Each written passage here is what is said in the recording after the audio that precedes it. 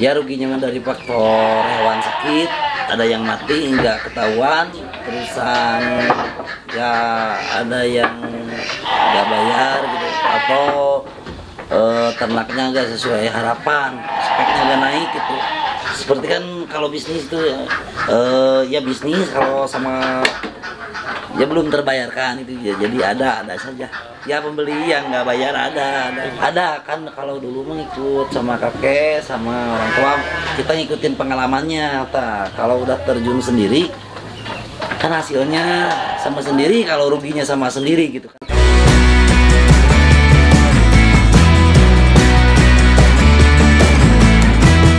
Assalamualaikum warahmatullahi wabarakatuh. Nama saya Yayat dari Kampung Pasir Angin, Desa Cilengkrang. Saya beternak domba ya beternak domba. Ada 100 lah pasti, ada 100 lebih. Domba Garut, domba Priangan, domba untuk akekah, domba untuk hobi ada ya. Untuk bibit betina ada. Ya namanya juga usaha ya gitu. Ada rugi, ada untung gitu pengalamannya ada. Kalau modal mah ada yang suka investasi, ada ternak itu bisa.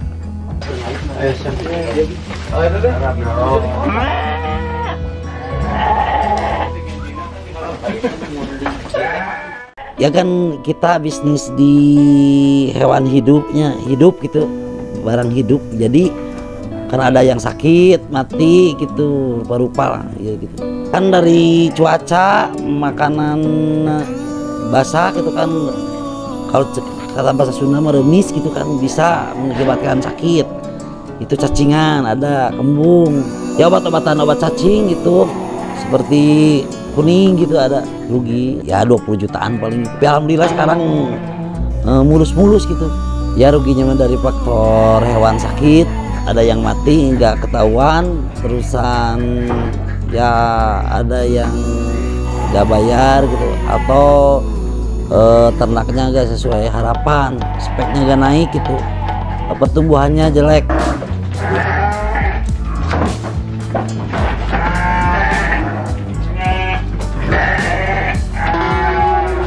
Kan biaya makan mah sehari-hari harus terus itu, biaya makan hewannya gitu. Seperti kan kalau bisnis itu ya bisnis kalau sama ya belum terbayarkan itu ya, jadi ada saja ya pembeli yang nggak bayar, ada ya. Kebanyakan mah dari sakit sama mati aja ya, rata-rata mah gini aja. Dari satu ekornya mah kalau kita beli 2 juta, jual Idul Adha kurban, musim kurban ya 2,5 juta gitu. 500 buat itulah, buat pakan ya, cari rumput gitu.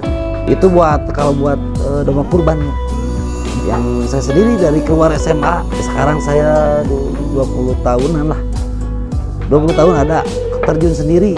Dulu saya ikut sama orang tua dari kecil juga, dari turun-temurun kan, dari kakek gitu. Kanannya di dalam itu, artinya di dalam kanan itu. Kalau dulu mengikut sama kakek sama orang tua kita ngikutin pengalamannya. Kalau udah terjun sendiri kan hasilnya sama sendiri, kalau ruginya sama sendiri gitu kan. Kalau dulu mah nggak dikasih sama itu apa orang tua sama kakek gitu ya, ke penghasilannya. Jadi kita itu hitung-hitung bekerja sama cari pengalaman gitu. Sekarang alhamdulillah saya sudah dipercaya sama Rumah Akikah gitu. Saya menjual ke pasar, terus ke fokusnya ke Rumah Akikah, kerjasama sama Rumah Akikah. Saya itu kebetulan dari kecil ya bisnis ini, cuma kebetulan sama nggak ada kerjaan lain gitu. Keduanya dulu pernah bisnis sapi, nggak berhasil ya, karena modalnya terlalu besar gitu. Kalau domba mah ya udah paham lah saya gitu, belajar dari kecil ya, dari itu dari uang sendiri, sama ada yang suka kebetulan banyak yang percaya gitu kan. Kalau tani mau menjual kita jualin gitu, kalau modalnya ya saham sendiri aja. Kebetulan ada 2 kandang, sini 1 di sana 1 ada. Ya kalau sekarang mah kalau musim dari nol, jadi modalnya nggak terasa gitu. Kalau dihitung-hitung ya besar, Tapi kan itu nggak sekaligus gitu. Kalau cuma bikin kandang sebesar ini paling 100 jutaan sama isinya bisa. Kalau bikin kandang seperti segini. Tapi kalau sama yang di atas sama yang itu sekarang kalau dihitung itu besar.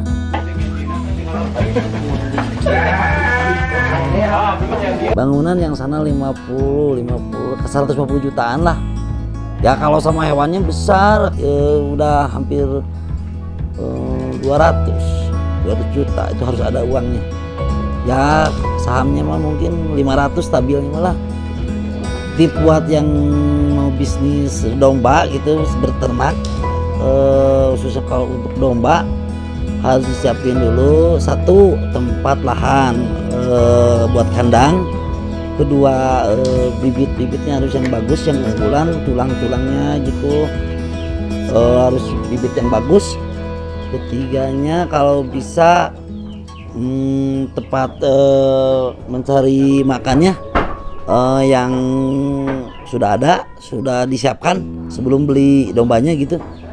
Ketiga ya harus siapkan mental kalau mau punya pekerja harus yang paham, yang sudah paham gitu.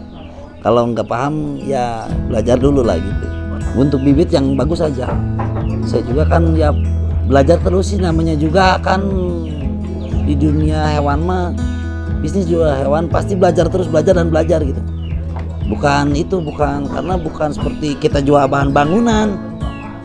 Ini mah kan ada nyawanya, ada kesehatannya gitu, ada. Nggak seperti kita menjual batu bata segini di as gak akan susu gini, nggak bisa begitu. Paling susah bisnis di hewan lah menurut saya, karena prediksinya beda-beda kan, ada itunya, ada nyawanya gitu. Pertumbuhan nyawa, pengeluaran kan tetap, tapi pertumbuhan domba memang nggak bisa sama kan. Seperti gini, kalau kan seperti cari rumput ngarit aja ya, contohnya ngarit, jangan dulu ke uang. Kalau musim hujan kita apakah bisa ngaritnya, cari waktunya yang tepat. Kalau musim kemarau di rumputnya nggak ada, bisa nggak, solusinya gimana kan gitu kan, harus bisa gitu. Terus ya harus bisa terus teknik-teknik supaya domba ini gimana harus bisa gitu. Ada teknik-tekniknya gitu. Kalau bisnis tinggal menjual ini, jual segini, jual ini, gampang soal itu mah ya. Kalau menurut saya mah gitu. Tapi domba ini beli segini, dijual segini mah gampang, tapi perjalanannya lain gitu. Karena perjalanannya lain menurut saya gitu. Nggak bisa diprediksi kalau bisnis yang ini. Kayak sapi, domba nggak bisa diprediksi seperti kita memprediksi bangunan gitu, nggak bisa. Ada itunya lah, tantangannya ada lah perjalanannya. Kalau itu ya boleh dicoba gitu, kalau nggak percaya. Ya alhamdulillah saya sebesar ini mungkin karena ya dikarenakan karena hewan. Dulu saya disekolahkan sama bapak saya gitu. Saya sampai punya anak itu dulu dari kecil, saya sampai besar begini mungkin dikarenakan ya dari hasil domba gitulah. Saya sekolah dulu, pengen apa-apalah dari domba gitu. Datang saja ke kampung Pasir Angin, Desa Cilengkrang, Ujung Berung.